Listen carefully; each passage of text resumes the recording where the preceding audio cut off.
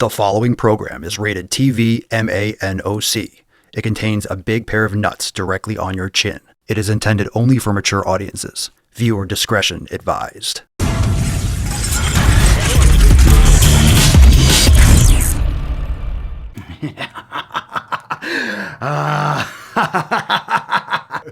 What's going on, fam? It's your boy Papa Swolio back with some more nuts on your chin. Those chins have been a little bit chilly lately. I'm here to warm them up with a big, burly ball sack. Today's video is about, wait for it, Tess Holliday. It's about the Nike obesity push. It's about all this shit. You've probably heard all about it. I've been getting tons and tons and tons of DMs and comments about it. A store, I believe it was in the UK. I didn't follow the story closely, but Nike was showing mannequins, overweight mannequins, obese mannequins with gym clothing. And everyone was sending me these DMs with these pictures of the storefront.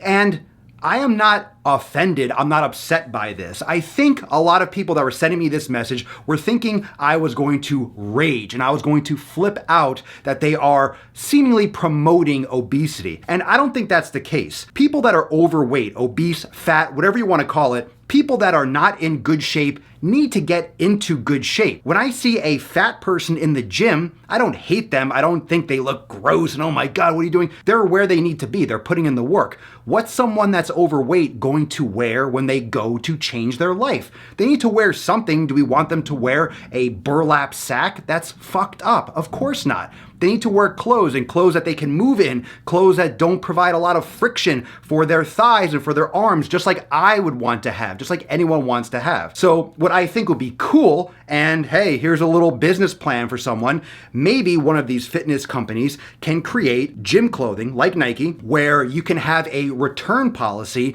where you can get a discount on smaller sizes once you lose extra body fat. Now, of course, people might complain about that concept. Oh, but then you're saying that if you're thin, you're healthier or you're better than when you're overweight, and then you're gonna give people body image issues. When I say fat, everyone that is watching and listening is going to have a different idea of what fat looks like. Obese is a medical term that relates to health issues, factual health issues related to obesity. Because we all live in a society, this matters to all of us. If we have a huge population that is getting sicker and sicker as a result of being obese and unhealthy, we are going to pay for that in the long term. We're gonna pay for that with taxes. We're gonna pay with that with bankrupting our country with fucking healthcare. We are already paying for it and it's ramping up, so we need to do something about it. Now, when it comes to the UK, Cosmo UK claiming that Tess Holliday is big, is strong, and fit at 300 pounds, that's a fucking joke. The social aspect of this, the conversation has to change. And this is the issue. We have opinions and we have facts. We have all these different social issues with feminism, with body image, all these things that have on the surface, it might seem like a good intention, but it's pulling us away from the facts that being obese is a health risk. And it's a health risk to the individual, it's a private health risk, and it's also a socialized health risk. That's the thing. When you are an individual that is very popular, like Tess Holliday, you're someone that is glorifying being overweight. You can supposedly carry this much extra body fat and be fit. You are further pushing the discussion and the dialogue down a dark corridor. I'm already having to purchase clothes. The regular large doesn't fit me anymore. My size is now a small. I bought a pair of fucking shorts that fit me nicely. I bought a small, and it fits me the same way other shorts that I have had for years is a large. So a large is now a fucking small. And I'm sure you have the same issue when you go shopping. The sizes are all jacked up because the average person is now a large. So we're making that a medium, we're making that a small. Extra large is probably now a medium or a large. We're getting bigger and bigger, not just in the United States, but worldwide. And this forward thinking is clouding judgment for the difference between health and acceptance. And it's fine to respect someone. You need to respect yourself as an individual. And respecting yourself is not just saying, it's showing your body that you respect it by taking care of it, by feeding it properly, by training it.